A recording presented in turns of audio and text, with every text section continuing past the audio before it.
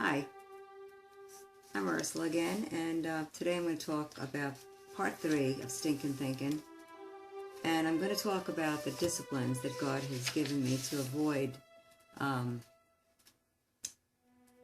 sabotaging my success with my weight loss program. Okay, let's get right to it. What are the disciplines God has given me? I'm talking about me now. Some people can do this in their head. I can't. A year and a half ago, I became pretty desperate. I couldn't go upstairs without getting totally out of breath. I had fatigue and very little energy. It was very cumbersome carrying around 60 pounds.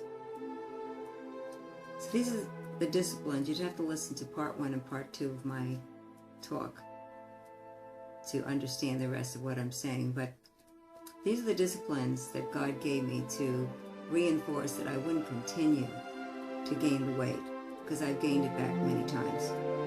Number 1, weigh and measure everything I put in my mouth. And be honest.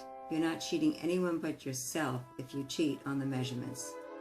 2, I use an online program called loseit.com to enter in all my meals and snacks every day and use its guides to select choices before I eat out and what I eat. It has a beautiful restaurant and a supermarket menu that'll tell you all your main restaurants and what the foods they have. Not everything they have, but quite a bit. And it's a way to keep accountable. Whatever way you choose to be accountable, do it as it's essential.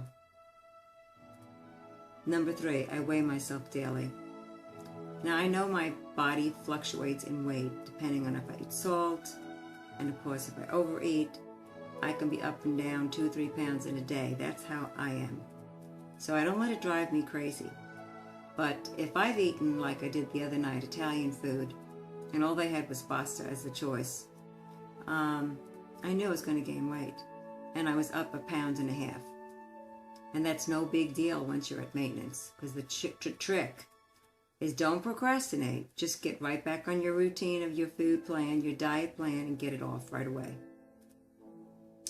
Now that I'm on maintenance, number 4, I don't allow myself to gain more than 2 pounds without going back on my diet regimen. No more procrastination. Number 5, I'm eating a healthier lifestyle, as well as by picking out nutritional food and exercising. We're after a healthy lifestyle, not just losing weight.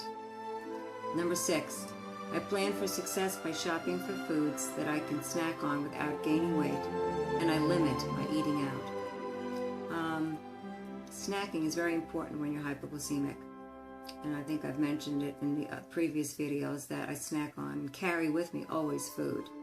Pretzels, salt-free, I have an apple with a little bit of peanut butter on it, reduced fat peanut butter, no more than a teaspoon. Almonds, very important, nuts, but limit them to a portion. For me, it's 6 almonds. And that'll carry me to my next meal. Number 7, I avoid places where it might be a danger to me either there. For instance, buffets. Buffets are just sabotaging yourself. You say, well, I'm going to eat a little bit of this and a little bit of that and a little bit of that. Before you know it, your plate is full. And full, even if you pick out good stuff, your plate is full of calories. And less is more, and more times a day. Less is more times a day. You have to get used to that. It takes some getting used to.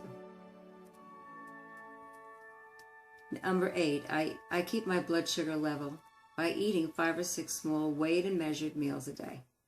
Weighed and measure. Keep the measuring cups on your counter. Keep the little teaspoon, tablespoon measuring spoons handy. A scale on your counter. You have no idea most of the time what you're putting in your mouth. So please, please weigh and measure.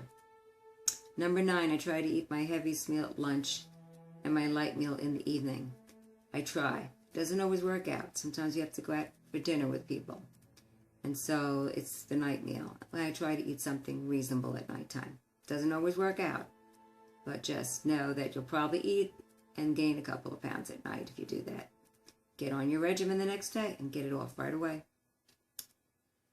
Number 10, and the most important, I try to obey the Spirit's leading, and I'm talking about the Holy Spirit. I am a Christian.